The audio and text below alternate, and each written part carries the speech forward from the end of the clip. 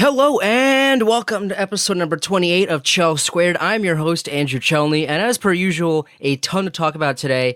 I say this every week in case this is the first time you've turned on the show, which if it is, thanks for giving the show a chance. Please make sure to follow the podcast on Twitter at Chel Squared and on Facebook at Chel Squared for more hot takes, news by featured guests, poll questions, and a whole lot more. Please rate the show on iTunes if you enjoy listening. It means a lot to me. And every time you either like the show on SoundCloud or give it a rating on iTunes or whatever else, Puppy gets a hug from its owner. I don't make the rules here, just making sure you are in the know. If you prefer listening to podcasts on YouTube, search Chel Squared Podcast, and the show will be on there as well. Once again, the show is now on Spotify too. Just search Chel Squared, and it is also on there. The show's everywhere. If the show isn't on your preferred listening platform, let me know, and it will be there in a matter of seconds. Once again, happy holidays to all. Hope the new year brings you peace, love, and happiness. The NHL is back today after being on a 3-day hiatus, the longest 3 days of the year, as we all know, as you know, after we've been through lockouts and the such. 3 days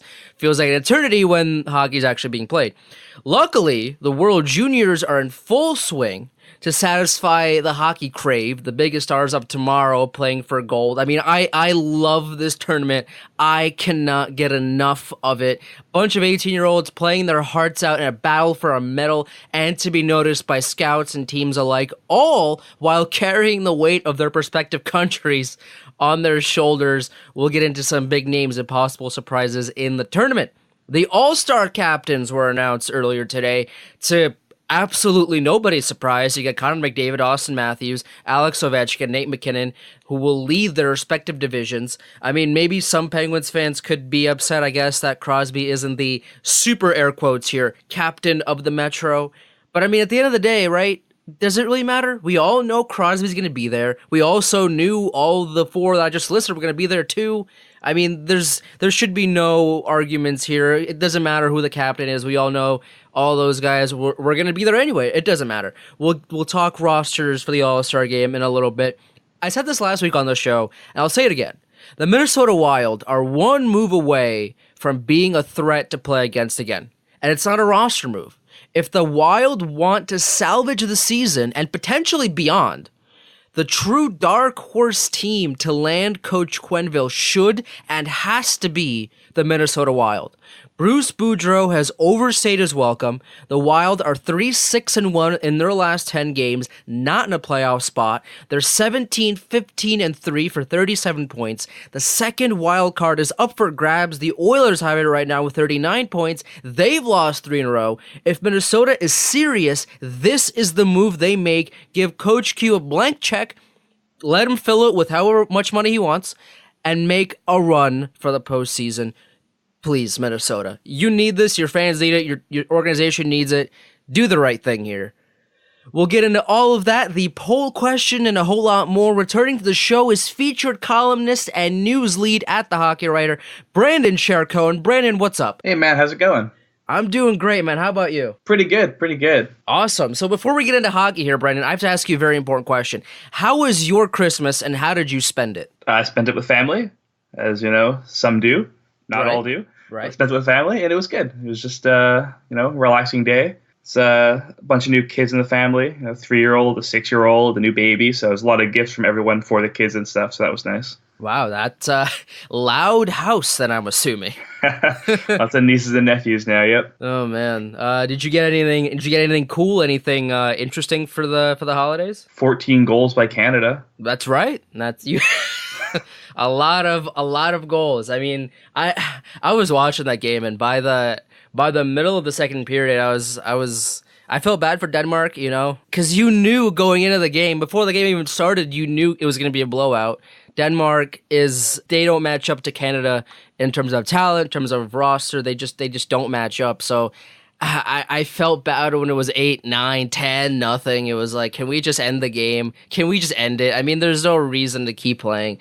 It was rough for Denmark, but for Canada, I mean, if you're watching, a lot of interesting players did well. You got Max Comtois, who scored 4, which matches the tournament record for most goals in a game. By the way, I live in New York, so all that revving, all that motorcycle stuff, that's just part of the thing. But maybe they're listening to the show on their motorcycle or in their car, and they are as if they know, as if they know where I live. They're revving up their cars in yeah, Canada. yeah, maybe They're gonna rev their motors to Canada. 14-0. You got Max Comtois, you got Morgan Frost scoring a hat trick.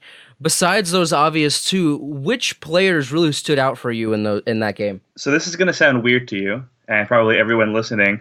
When I was watching that game, I had obviously this expectation that Canada was going to do well, but I didn't think they were going to do that incredibly well, just because one of the players of the tournament that I want to watch is Mads Søgaard, the goalie for Denmark.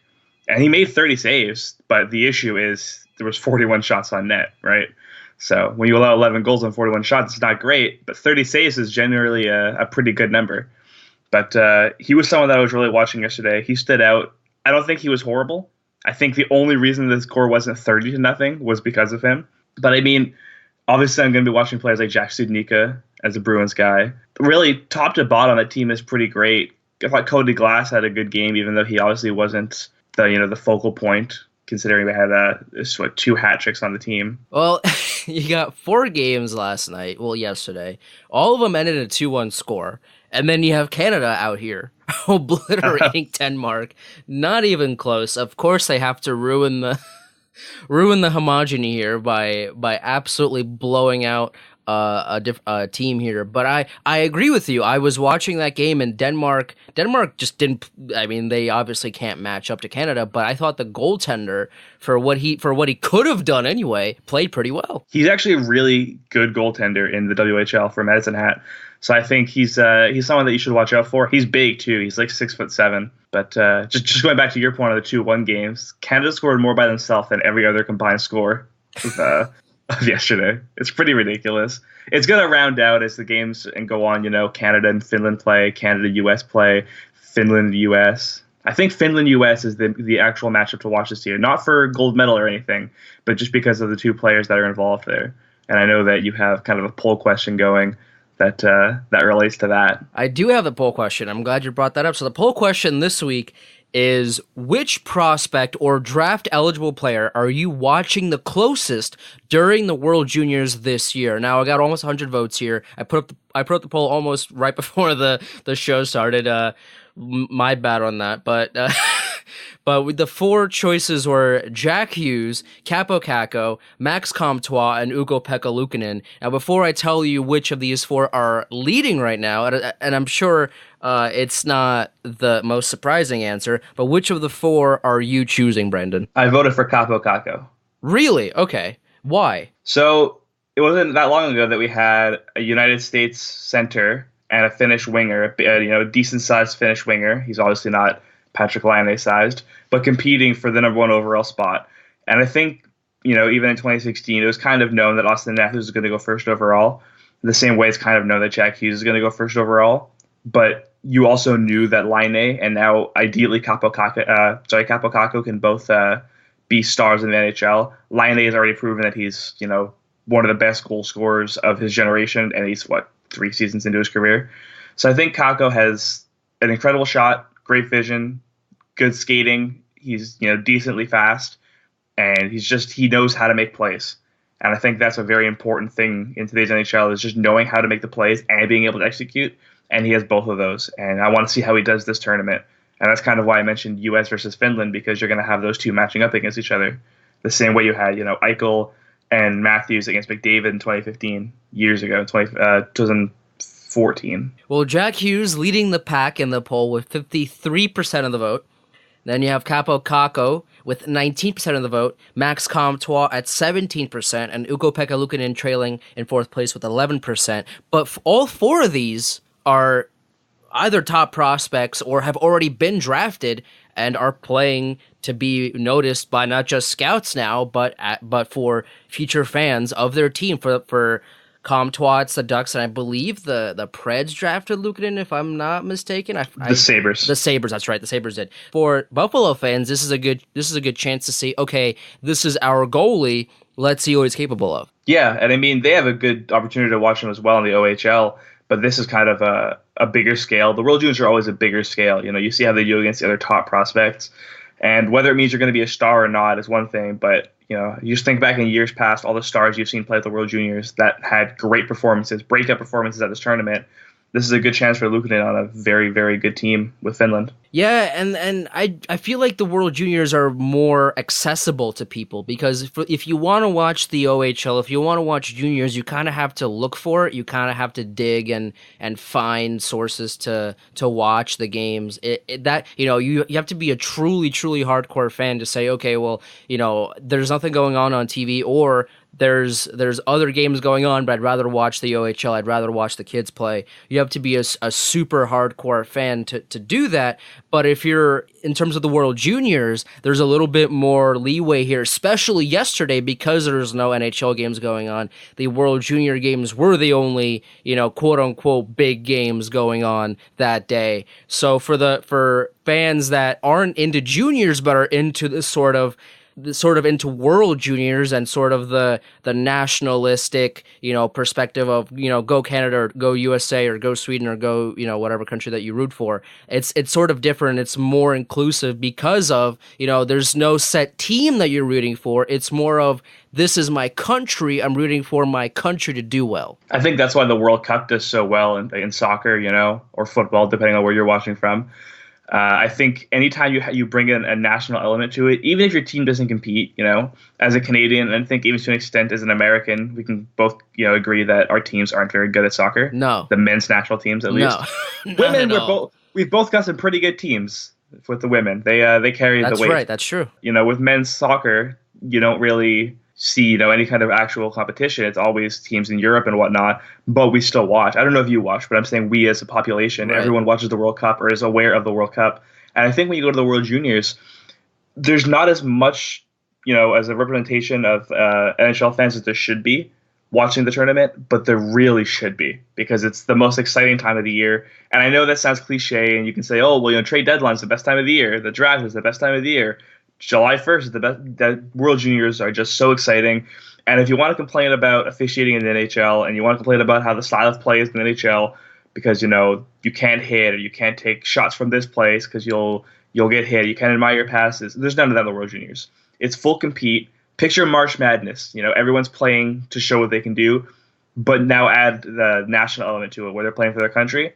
And it's just incredible. To kind of bring back to the World Cup here for a second, I feel like if we wanted to be taken seriously as soccer countries, we have to change the name to football. We have to, because no one takes the word soccer seriously. Because the countries around the world that play soccer the best don't call it soccer. And I feel like a big part of the gripe from those fans is, oh, well, you don't even call it football. Like how serious can you take this sport if you don't even call it the proper name?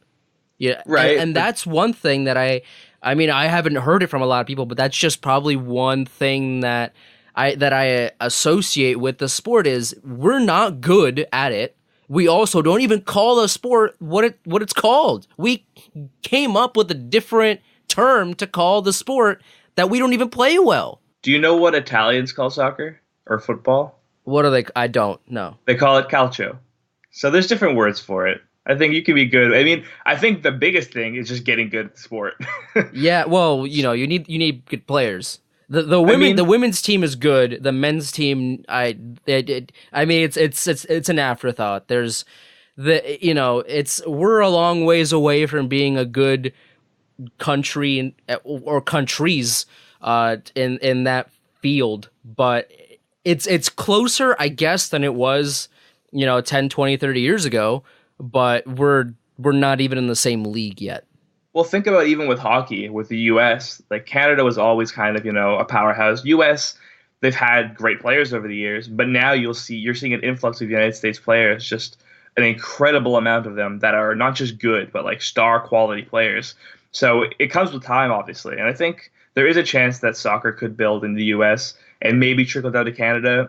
I feel like there's not enough people in Canada for there to be a good soccer team. Everyone wants to play hockey, Everyone grows up playing soccer, but everyone wants to play hockey. And everyone will play hockey if they want to. I wish... I sort of wish I grew up in Canada just only for the hockey factor. I just wish that my neighborhood and my community was as passionate about hockey as perhaps as I am, or as you are, or as other people that I know are. You know what I mean? Like that whole sense of we're all, joining together for this one sport, and we are all playing it from birth. Basically, so this is a stereotype, obviously, but it's true in some regards that some Canadians are actually pretty much born with a stick in their hands, and they're ready to go, and they're already on the ice by 1-2 years old. And that kind of that sense of hockey is our sport. This is what we play. This is what we want our kids to play. Like I love that about you guys up there. Yeah, it's great. I mean, you can walk outside in the summer, you can walk outside in the winter, and there's people with nets on the street, there's people at ice rinks. There's ice rinks set up all around the city, all around Montreal, just multiple ice rinks, full boards and ice, taken care of by the city every winter. People play street hockey. They find all these places to play. There's a ton of rinks to play at, like indoor rinks for different kind of leagues. I grew up, I'm 10 minutes from a rink where the Montreal Juniors, now the Boisbriand Armada, the Boisbriand Armada QMJHL team, they used to play 15 minutes from where I live, So, like by foot, 15 minutes. Right. So it's incredible how big the sport is. And even when I think about when I went to school a 10-minute walk from the Bell Center, right? Like everything is so hockey oriented, and everything is so just built into the city. And then that's not just a Montreal thing, that's a Canada thing, like you said. And I think that's something that, I mean, Americans have that with baseball, and even to an extent football. But I think baseball is always going to be like, how many people grow up and they play Little League, or they play T-ball or something, in the States. So you guys have it, but hockey is just a different level. I would say football is probably my favorite sport, but I think I take hockey for granted, so that might be why I don't think about hockey as my number one sport. I think hockey is the best sport, for what it's worth. Well, it's funny that you mentioned baseball, because from a lot of people that grew up with baseball, they've been noticing that the Little League fields are emptier, that no one is picking up baseball bats like people used to. Baseball as a growing sport in terms of with young people is not as high as it perhaps should be, which again, could be a small sample size, as I haven't sampled every place in America that plays baseball and all of that. But from what I can gather, a lot of young kids aren't picking up baseball bats anymore, which is surprising, especially because, obviously baseball is America's thing along with football. So it's interesting to see that from a sport perspective. And I don't want to say hockey is growing rapidly here, but it's definitely picking up pace, and I definitely see a lot more interest in the sport than I have in years past, which is super exciting for someone that is devoting their life to the sport. So it's cool to see. Yeah, I mean, I'd imagine, when you don't grow up around the sport as much, and then you see it kind of growing before your eyes, it's got to be cool. So yes, you don't have it, like you haven't had it since birth, but you got to appreciate it more because of that, and now you're seeing it grow. So that's got to be something to appreciate at the very least. Yeah, no, I love that. Even with some of my friends that I've either met along the way, or have lost contact with, or whatever, keep through social media and all of that, and seeing them go from not knowing what hockey is at all to being fans and following the sport, it's really cool to see, because now I went from kind of being the one, or the couple of hockey crazed people that I know, to okay, well now I know a few in my circle that love the sport and that follow the sport and do all of that. So kind of seeing the transition from being kind of the not being the minority here to, I don't want to say the majority, but definitely closer to that than what it was previously. Yeah, exactly. I mean, it's cool to see anybody pick up the sport, let alone people that you saw not know about it, and like they didn't know what the sport was, or they didn't know who players were, or really just anything beyond the surface of it. And now you see that they actually understand it to at least a basic level. And I think that's all you can ever expect out of anybody, or not expect, but hope out of anybody, is they at least give your sport a chance, or your passion a chance, they don't have to like it, but just give it a chance. And then when you give hockey a chance, it's very hard to not fall in love, I guess. Yeah, no, you're totally right. I think the best thing that you can do to someone who is interested in watching hockey is you can't let their first experience with a hockey game be on TV. You have to take them to a game because the atmosphere is so different, because everything about hockey is different when you're at a game versus watching on TV, which you can't say for pretty much any other sport. You can obviously there's differences between watching on TV and watching live or anything, but in terms of the biggest difference in watching a sport live versus watching on TV, that has to go to hockey, because watching it on TV is one thing, but watching it live is a completely different animal. And that for someone who is interested in getting into the sport, you cannot sit them down, in front of a TV and try to explain to them the sport. You have to take them to a game. Doesn't matter what league, doesn't matter, what team. Take them to a game and they will appreciate the sport more than if you plop them in front of a TV and try to explain it to them that way. Yeah, I mean, you obviously grow up around, MSG, for example. So taking someone to MSG in general would be huge if you're taking to a Rangers game. You're talking about one of the, if not the most historic buildings in the world for sports. And then you've got, I don't know, Montreal. It's a small city, not many hockey fans here. Yeah. Yeah, if you go to the Bell Center, though, as someone who has been to other arenas, the Bell Center is loud. It's always loud. It's an impressive feat when you go there and you can hear yourself think. Even when I was in school, I would, me and a few friends went to the Crunch game. We went to the Syracuse Crunch game, and I would spend the majority of the game explaining them, okay, well, this is what icing is. This is why the whistle blew. This is why this happened.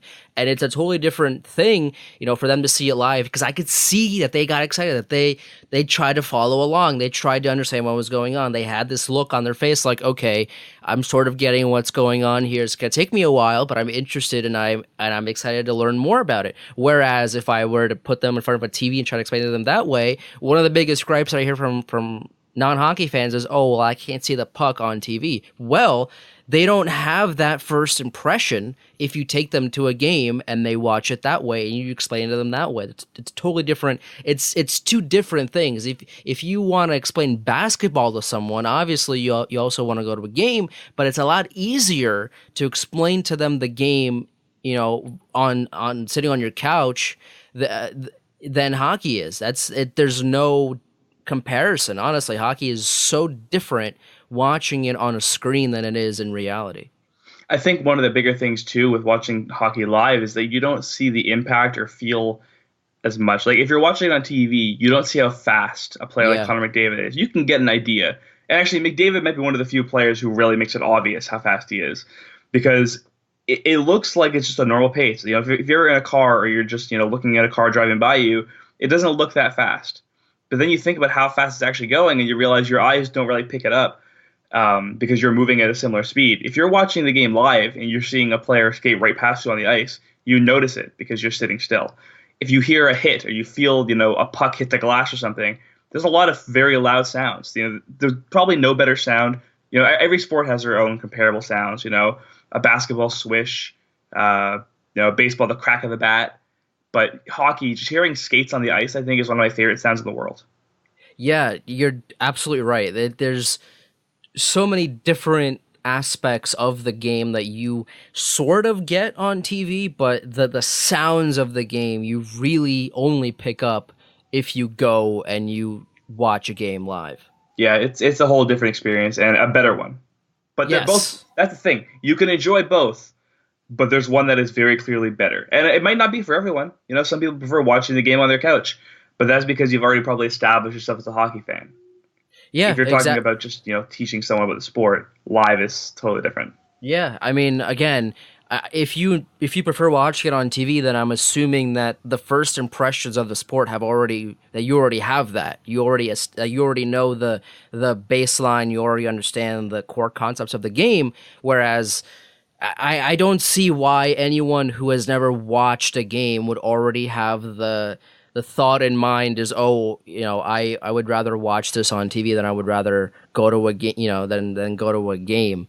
There's If you prefer watching it on TV, there's obviously nothing wrong with that. But again, if you prefer one way or the other, then I'm assuming you've already have a baseline as to understanding the game and understanding the core concepts of what makes this game so great. Yeah, I mean, if you're already watching the game on TV, then you're already hooked. That's it. There's no escaping now. That's basically it. One reply that I got to kind of go back to the World Juniors here is to the poll I got is from at 2 Brits 1 Puck.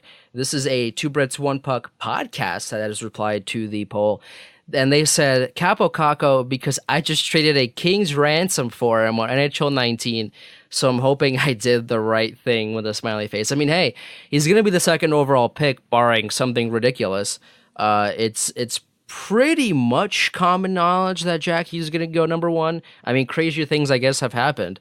But barring something crazy, I'm pretty sure the theme here is that Hughes will be 1, Kakko will be 2, and then it's pretty much no holds bar after that. Am I right to assume that? That's what I mean, right now I'm not looking so much as to where people are going and just kind of evaluating talents, but I think it's very safe to say that those two are 1 and 2, regardless of the order. But again, Jack Hughes is probably going number 1. I can't see any team passing on him. Well, give me some names here that you have a close eye on from each team here. What are some names that, obviously you got the Hughes and the Kakko here, but what are some names that might go under the radar for some fans that don't know every name on these rosters? What are some names that you think we should watch, we should look out for? So I already said Sugard for the Denmark team, the goaltender. And again, don't let 11 goals deter you from watching him. Kazakhstan, actually, that's the team that people wouldn't expect to watch. But Vali Orikov, he went undrafted. He's 19 years old. I think he's a legitimate top pairing defenseman potential player. And I think he's going to be a player to watch this year. I think he could absolutely get drafted in 2019 and go somewhere and make an impact within a few years, because he's got good size, he's smart, he's very aware of positioning, and I think that's an important thing for defensemen too, is just knowing how to cover gaps and spacings and stuff. And he's a player that most people aren't going to look at. This one doesn't matter so much to fans of 30 other teams and soon to be 31 other teams. But Pavel Shen, I mentioned him on Twitter, but for Bruins fans, this kid I had as a potential 2nd or 3rd round pick, he went to them in the 7th round. So he's a player that I think, and it wasn't just me that had him as a 2nd or 3rd round pick. I mean, there's other people I'm sure that had him ranked highly, because he's just a very talented player, did very well, point per game player in the NHL, and now he's playing in the KHL. He's having a rough start to his season there, but he's playing in the World Juniors this year, and I think he's going to do a good job at kind of setting himself apart.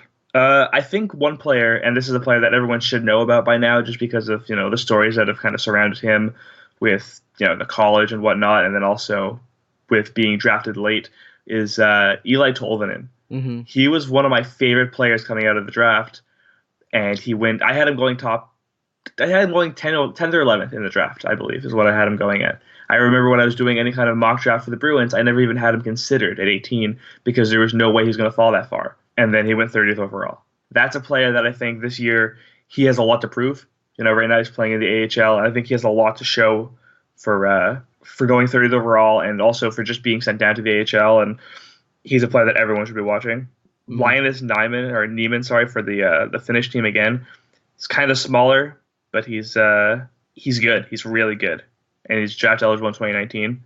Sweden too, Samuel Fajramo. He's very good, really good goal scorer. I believe he also went undrafted, so he has a chance this year to kind of get some retribution. I think every team kind of has at least 1 or 2 players that are worth watching, but I think right now the teams to watch are Canada and Finland.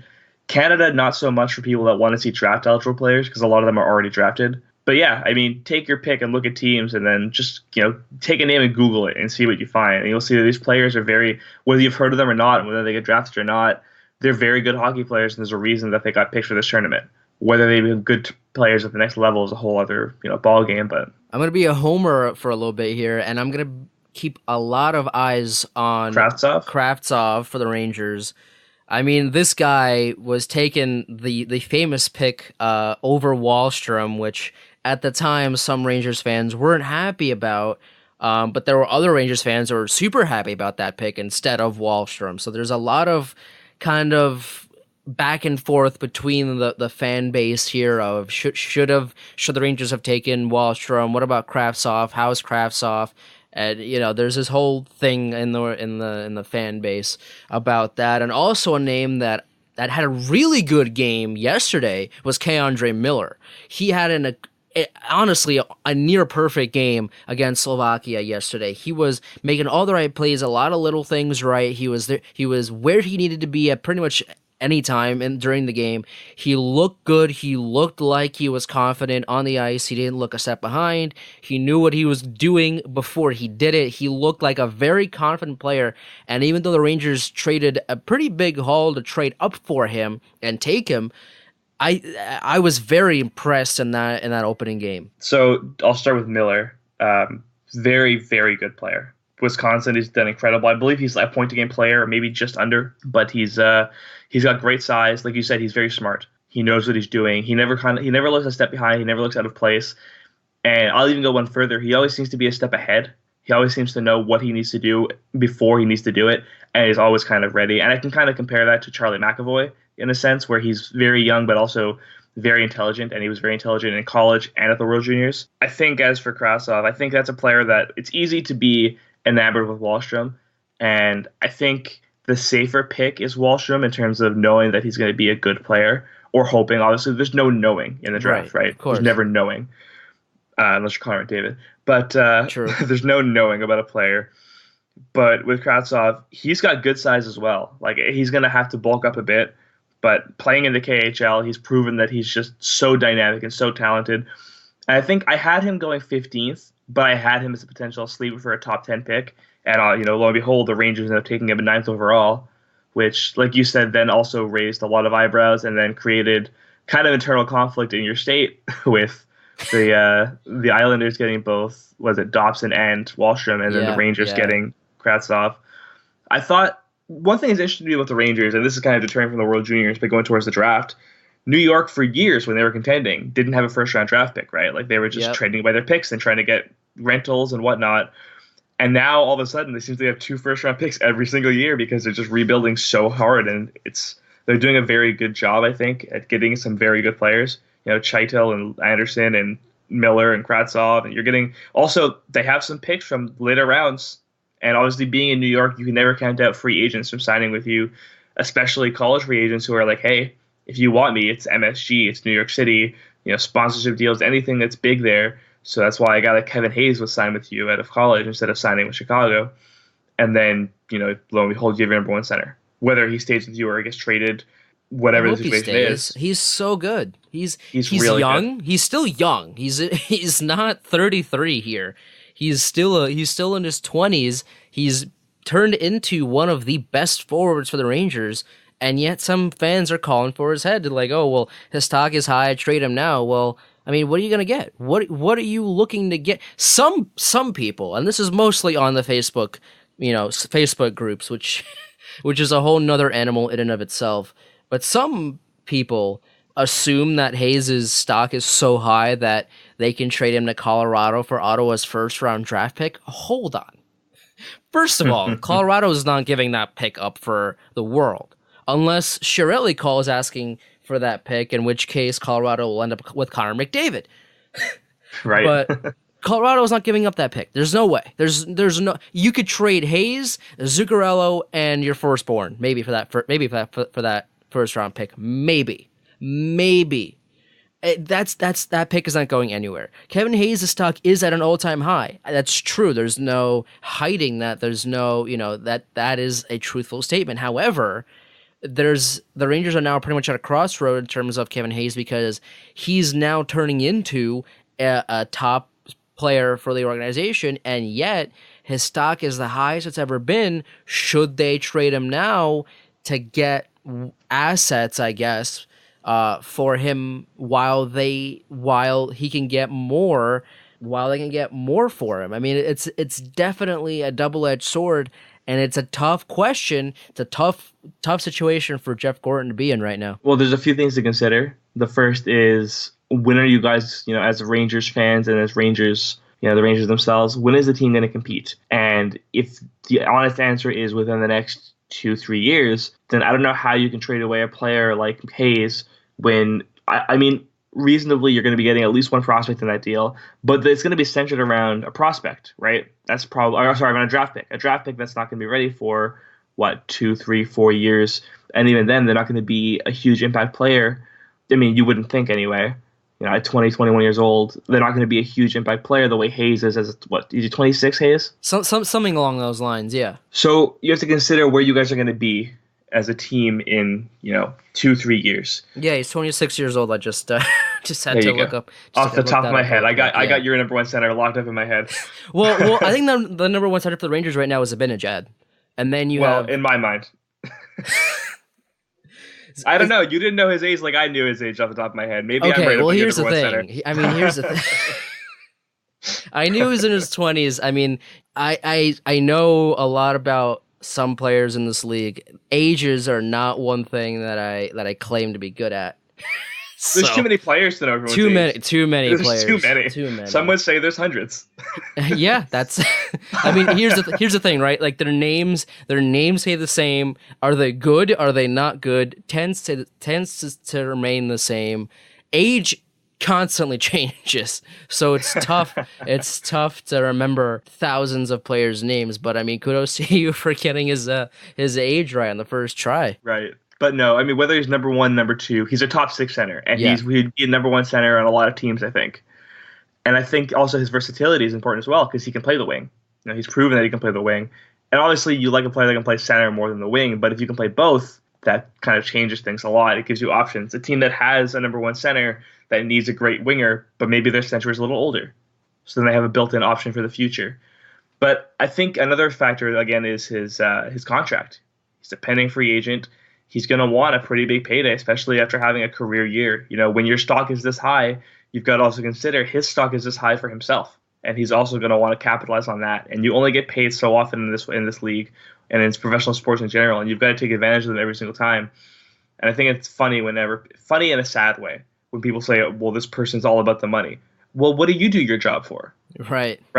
You do your job for that, even if it's a job you love. No one is doing the job. What's your dream job, Andrew? I want to be the play-by-play guy for the Rangers, take over for Sam Rosen, or I mean, just anything regarding hockey. At this, I mean, I won't be too picky here, but either do play-by-play or host a show talking about hockey like I do now. I mean, but actually get paid for it because I don't get paid.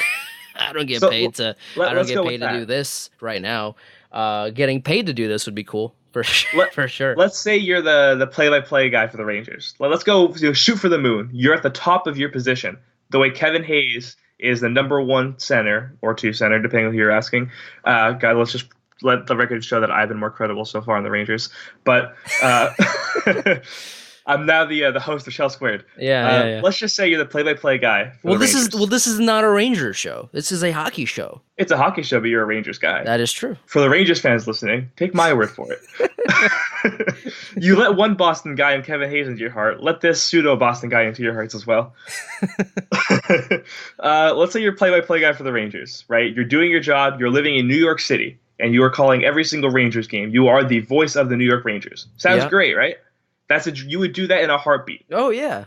Yeah. The way any player would love to do, the way Leon Draisaitl would love to be a player in the National Hockey League on a top line, regardless of who the team is playing for. The way David Backes would love to play hockey. The way any of these players would love to play their sport. Or you can even go to football. Any player that gets a huge contract or that holds out, Le'Veon Bell, for example. Yeah. Let me ask you this now. Will you do that job for free? Will you do that job for free knowing that you're going to live in New York City without a salary? I mean, I say yeah, but I mean, realistically, obviously, I need money to support Wait, that can't be true. You're doing a job you love. That's all that matters. All that matters is the job you love, Andrew. It doesn't matter how much money you're making. Well, again, right? Also, you have to take into consideration, like players especially, put their health on the line every day. So... Yes.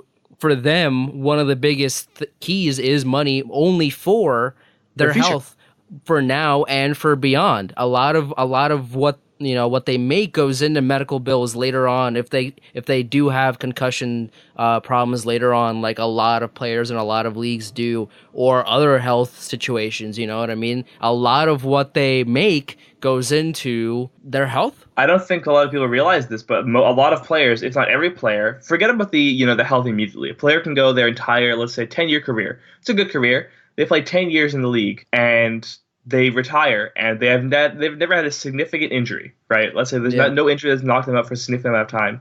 Their knees have still taken a toll. Their back is still taking a toll.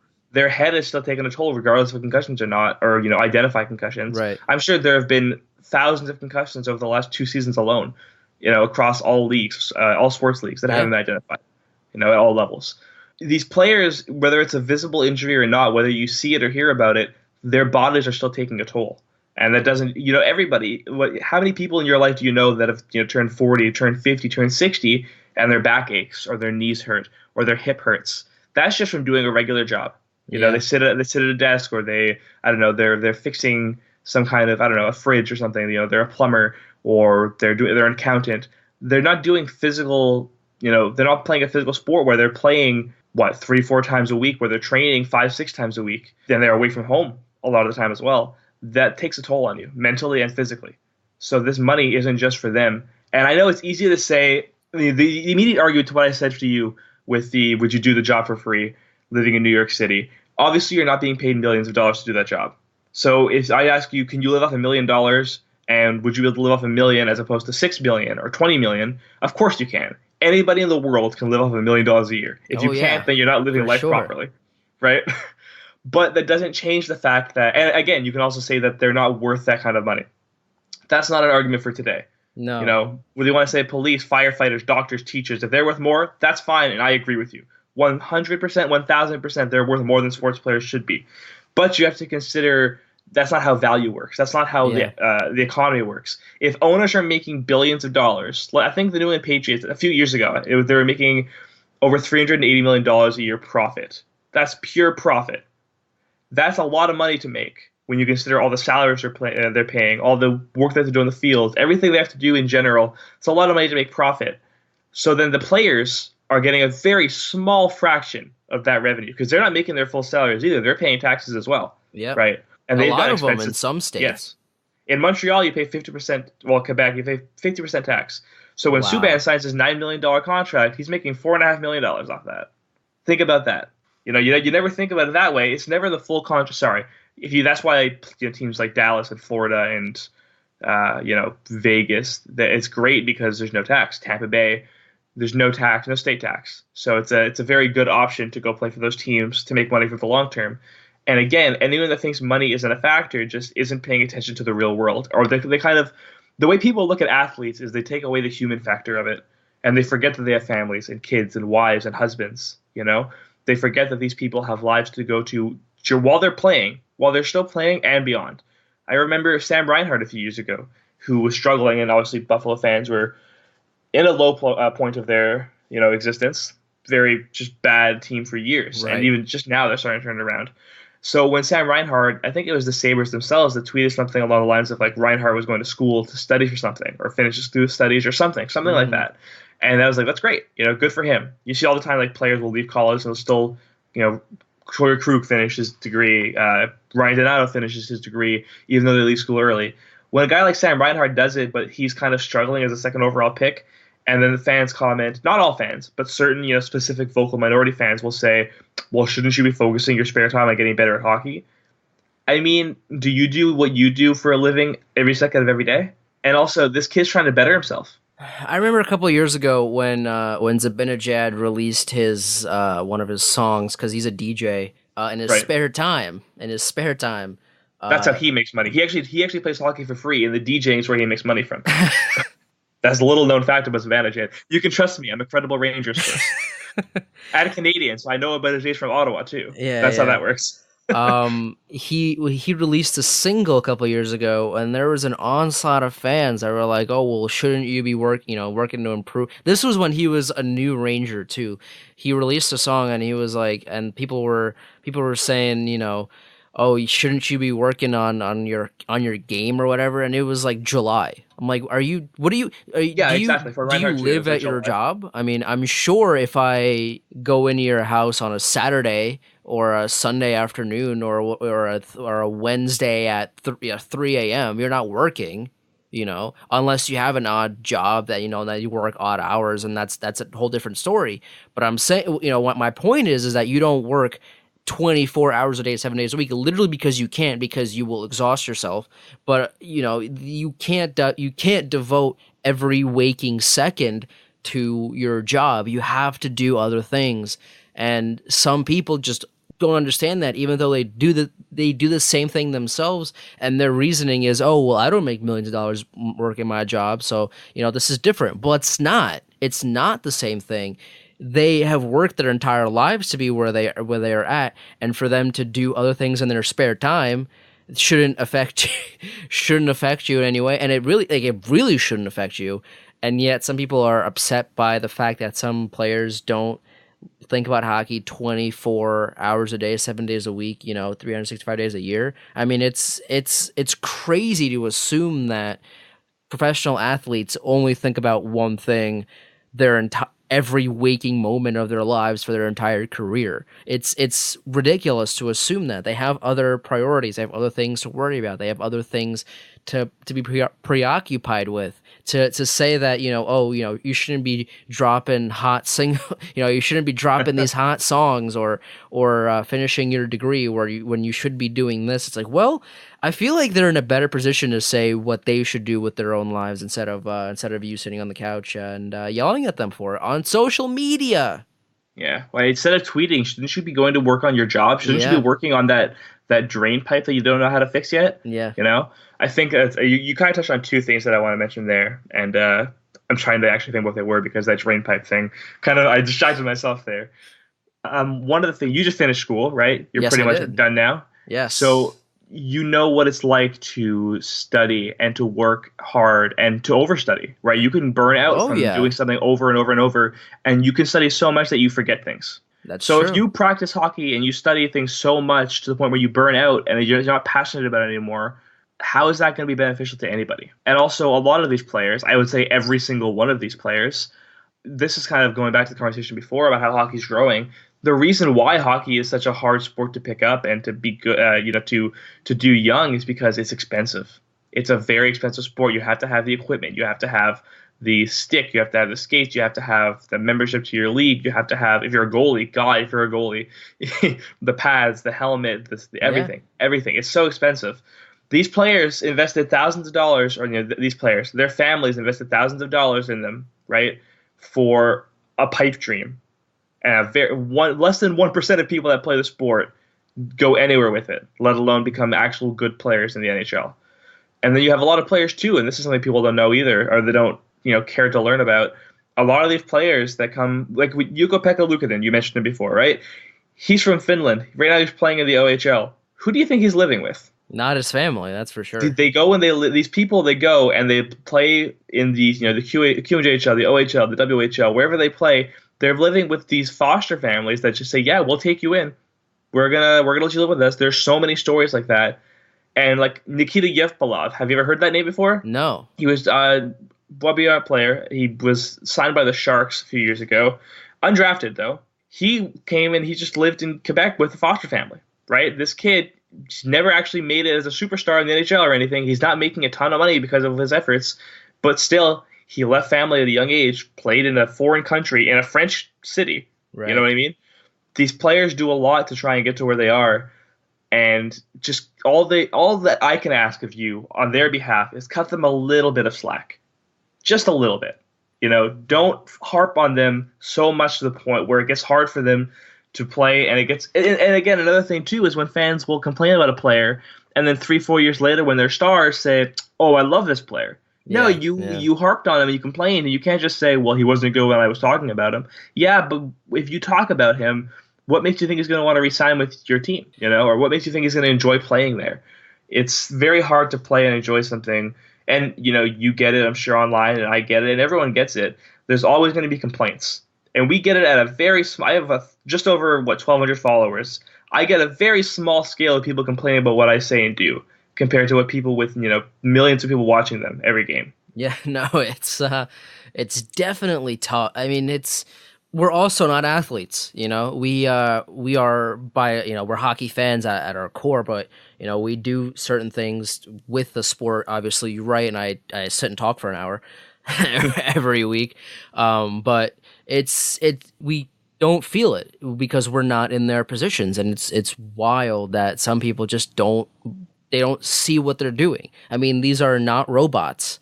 These are people that literally devoted their entire life to playing to the sport. They lost sleep, they've lost friends, they've lost opportunities, they've lost a lot of things because of the sport. And and when they get a degree that they didn't finish, or they release a song for you to go on your high horse and say, oh, you should be working on your game. It's the most ludicrous and most ridiculous thing you can say to a player that has literally devoted their entire life, every waking moment pretty much, to getting better and to being where they are. It's crazy that some people just don't see that. It's baffling, honestly. It's sad.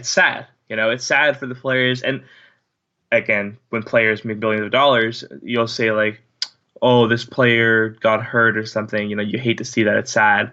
And then there's always going to be at least one comment. There's always going to be at least one comment that says, I'm not feeling too bad for him. I didn't make $3 million this year.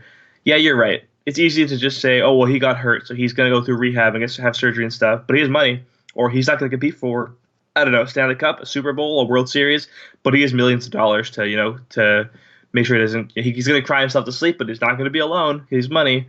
That's not how that works. So then what would what do those people say to collegiate players or junior players that don't make any money, that go through the same exact thing and they don't have money? What are they going to, what do they say to those players? Well, they say that they should be paid. And then when they do get paid, They say, well, no, you're making money, so now we don't care about you on a personal level. Yeah. It's a cat and mouse kind of game there. It's, the snake eating its own tail. Yeah, no, it's wild. It's wild. The All-Star captains, by the way, getting back to the NHL for a little bit here. The All-Star captains, as I said in the opening, before you get into that, sorry, just to confirm to the Rangers following that listens to my voice specifically, no Rangers player is named captain. That's your Rangers update. Okay, well, neither Bruins. I'm just saying. I don't know where you're going with that. I'm a Rangers authority, is what I'm saying. So I'm giving them an update on the Rangers. That's well. We all know Lundqvist will most definitely, probably, hopefully, fingers crossed, will be there because he is the only saving grace for this team. Obviously, besides Kevin Hayes, who has been a pretty solid player, and Zibanejad has been good as well. But I mean, it's Lundqvist. If he's not in there, it's a problem. But I mean, what's a name in your opinion that is kind of underrated, under the radar, that you think, or at least you want to see in the All-Star game this year? Underrated? Like a player that not really many people are thinking about or talking about? Yeah. Can it be a player that they're not talking about now but have talked about in the past? Sure. There's a guy in Pittsburgh. Cosby? Crosby? Yeah. I don't know how to say his name. But, I don't know, really. I think there are some very impressive players this year that I love every year when you see just a new influx of young players kind of coming out of nowhere. Like a guy like Braden Point isn't going to make it if it's one per team kind of thing, but he's awesome. Braden Point's always been great. And then again, superstar at the World Juniors a few years ago, and now look at him. David Pasternak's a funny one because I wouldn't say he's underrated. I think everyone kind of knows who David Pastrnak is at this point. But he wasn't even on the ballot right away. Remember, I don't know if you saw that, but he wasn't on the initial ballot. So I guess I could say he's underrated. He's technically an underdog if if they had to fight his way to go onto the ballot. I don't know though. Who do you have? I mean, Morgan Riley is a player that I don't think people know about, but I feel like he has to be. That there's no way he's not going to make it. I feel like, especially because he's a Leaf. He has to make it. I feel like if he was playing for the Stars or for the Panthers and he was having the same pace, then I feel like not a lot of attention would be on him media-wise. But because he's playing for the Leafs, there's going to be a fourth World War. Forget the third one. It's going to be a fourth World War if Morgan Riley doesn't make the All-Star team. And everyone knows it. So he's going to make the team. But my name, and I say this name literally every year. This is a name that no one is talking about ever, even though he puts up career numbers every year. Is Blake Blake Wheeler. Wheeler? Blake Wheeler. Nailed it. I nailed it, dude. Blake Because Wheeler. when you were describing that, that's what I Yeah. think. I mean, obviously, I'm a big Wheeler fan as a Boston guy. Always loved Blake Wheeler. He's so underrated. It's the stupid underrated. Like, Yeah. it doesn't make any sense how underrated he is. It's honestly gross how underappreciated this man is. To put this into context, he career year last year with 91 points in 81 games, 23 goals, 68 assists. This guy's 32, by the way. He's 32 Yeah. years old. This season, kind of Just a starting slump, a new contract. kind of a slump with 5 goals in 36 games, 43 assists, 48 points in 36 games. When was the last time you heard someone say anything about Blake Wheeler? Because I Other can't than me, remember. Never. I can't remember. Exactly.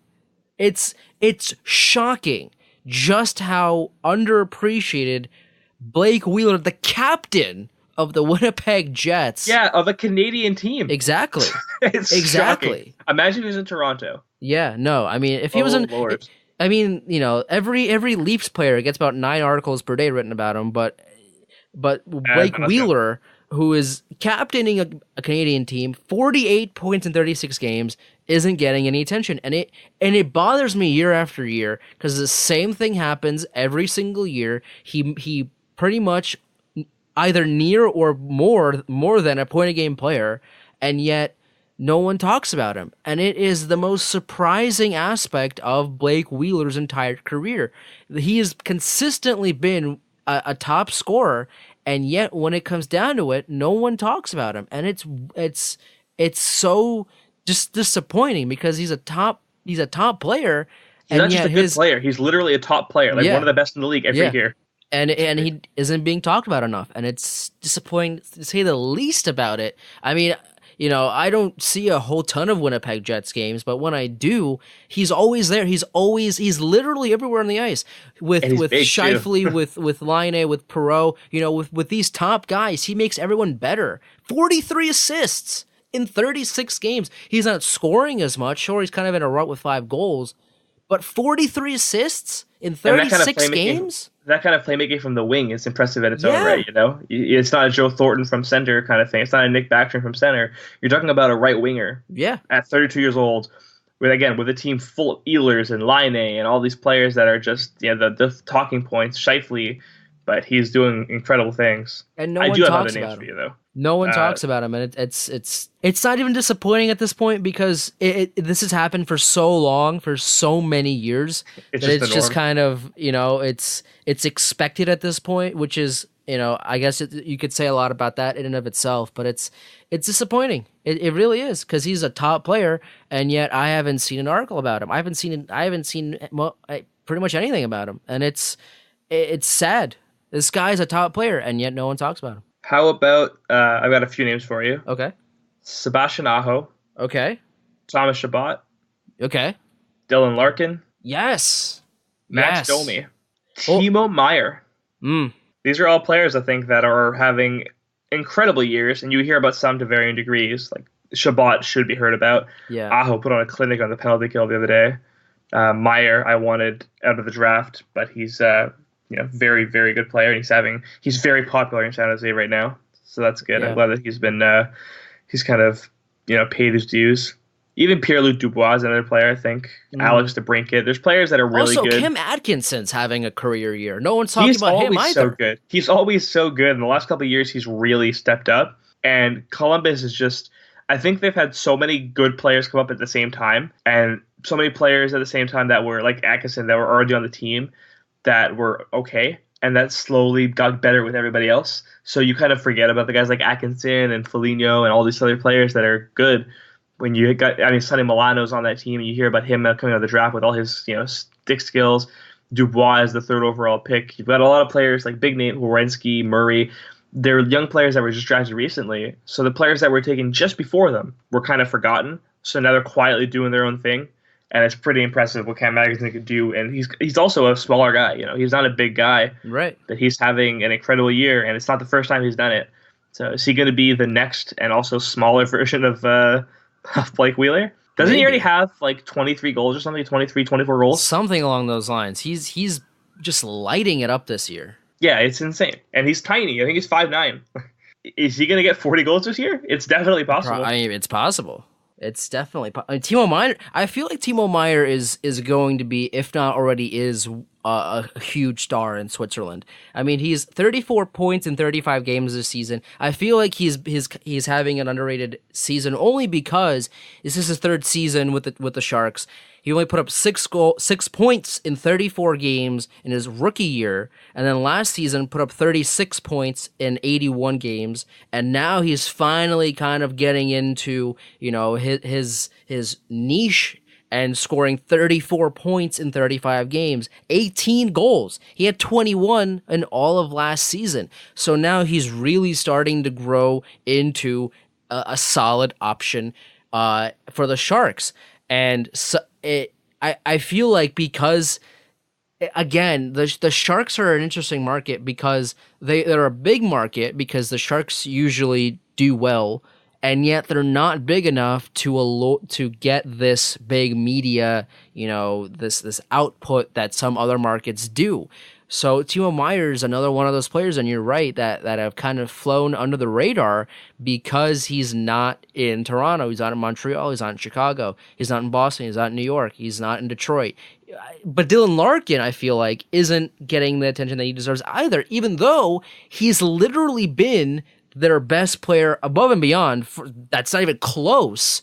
And he's been tearing it up this year. And I have heard some things about him, you know, along the way this season. But again, there's just not enough from the names that you hope to hear from, whether it's Wheeler, whether it's Meyer, whether it's Shabbat, you know, like Pierre-Luc Dubois that you've mentioned, like a Dylan Larkin. These guys should be everywhere because they're lighting it up. These are young. This is the new generation of the league. Besides, obviously, Blake Wheeler, who's 32 years old, but you know, a lot of these guys are young, up-and-coming talents that have really grown into a solid role for the respective teams that should be on the cover of magazines, that should be on the, you know, that should be getting their own, you know, hut cards on NHL 19, but like, you know, just not regular cards, you know, team of the week cards or special cards, like, you know, this guy has scored this many goals this week, we got to put him up there because he's tearing it up like he has done in weeks before. These are names that should be highlighted, and yet they're not. So it's disappointing. Yeah, and again, there are players in the league that it's easy to look at and talk about them more than others. Matthews, Laine, Crosby, Ovechkin, McDavid, you know, McKinnon, Rantanen, all these players, of course. So that doesn't mean that these other players who are scoring, and all the players I named, I'm pretty sure they're all around a point per game place, if not over a point a game pace. So why not them? You know, it's weird to me. And again, that's why they're underdogs, though, because they're just not getting the recognition. Like a Max Domi, Timo Meyer, Braden Point. These players, they're World Junior alum. So again, tune into the World Juniors. It's so good. Dubois, even like these players, they got not their start, but they really kind of exploded at the international level and at a major level at the World Juniors. It's McDavid, Eichel, Matthews, all these players. Watch the World Juniors. Learn who these players are. Don't just look at Hockey DB and take someone else's word for it. Make your own opinions, and you'll see that like there's more to the sport than what you're presented. Can we talk about how Mikko Rantanen has 59 points in 37 games this season? And yeah, he's sick. Sort of common knowledge now that Colorado's first line of McKinnon, Landeskog, and Rantanen is the most dominant line in the NHL. But I feel like there's not enough highlight on just how ridiculous this season is for 22-year-old, by the way, 22-year-old Mikko Rantanen, who was drafted not first overall in 2015, not second, 10th overall, 10th behind Zacha, behind Pavel Zacha, who I talked about last week on the show, who has been a disappointment for the Devils, 6th overall, and yet just hasn't been the score that they've hoped that he would be. I mean, that top 10 outside of Zacha is a superstar top 10. You got McDavid, Eichel, Dylan Strome, who is, controversially, I guess, traded from Arizona after what Chaika said about him, but now he's doing well in Chicago. Obviously, you got Mitch Marner, Noah Hannafin, Zacha at number 6. Provorov was another great player for the Flyers at number 7. Werenski at 8, Meyer at 9, and Mikko Rantanen at 10. What a good draft. I mean, that's an incredible draft. That first round is so stacked with talent. Let me ask you, if I tell you there's a Bruin that's on pace for 117 points and over 40 goals, who would you say it is? Well, there's a few that come to mind. Okay. It would either be Bergeron or Marchand or Pasternak. But just imagine that Bergeron is 33 years old, with all the concussion injuries he's had, and also the fact that he's the best defensive forward, maybe of all time, is on pace for 43 goals at 117 points. And he was not going to get it because he had injuries, but that would be his age game projection. He's not, obviously he can't get that after having missed a month. But isn't that ridiculous? I was just thinking, because you're talking about Rantanen at 22, and I was like, and then you go the other side of the spectrum, an old player who's doing what he's doing, and 33 is not old, but you know what I mean? Like, it's when your player's 34, 35, you think, ooh, he's old, Well, it's kind of the sport trope in a way that's like, oh well, once you hit 30, it's like, oh well, how much longer do you have? When in reality, there's still a lot of your career left to play. And one last thing here before I let you go, the Wild need to get it together here. And I said this in the opening, but the Wild need to fire Boudreau and hire Coach Q. This is their solution, because on paper this team is great. They should be a playoff team. They're not. The best way, the fastest way, and the cleanest way for them to get out of this hole that they've dug themselves in and figure it out, fix it, is to hire Coach Q. Minnesota is decently far from Chicago, but not far enough that it could be a family issue.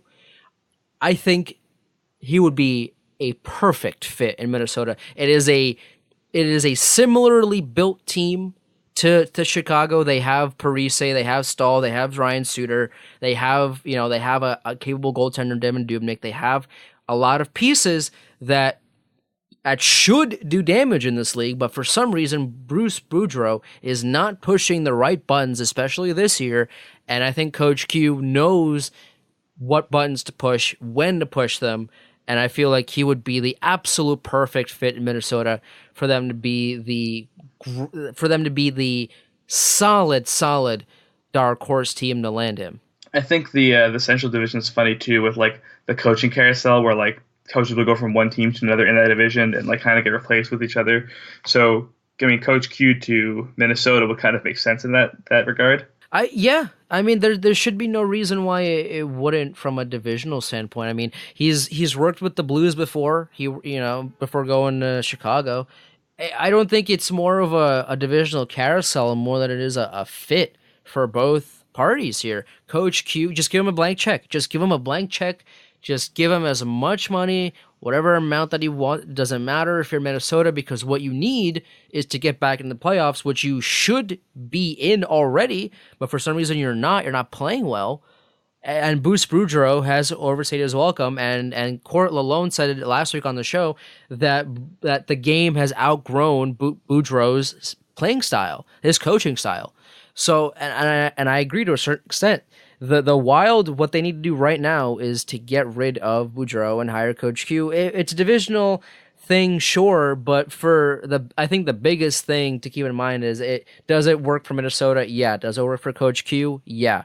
Then there it is. And Minnesota, I mean, I'm pretty sure they've scored more goals than they've allowed this year too. So they're, on paper, they look like they should be a playoff team. Yeah. But it's just they're not scoring at the right times. They are plus 4, which is they have the only positive differential of any team not in the Western Conference that is not in a playoff position. Well, there you go. And I'm assuming there's a team ahead of them at least that has a negative differential then? So the Wild have played 35 games at 37 points right now. The Canucks have played 39 games at 38 points. Jeez. They're -8 differential. The Stars -3 differential.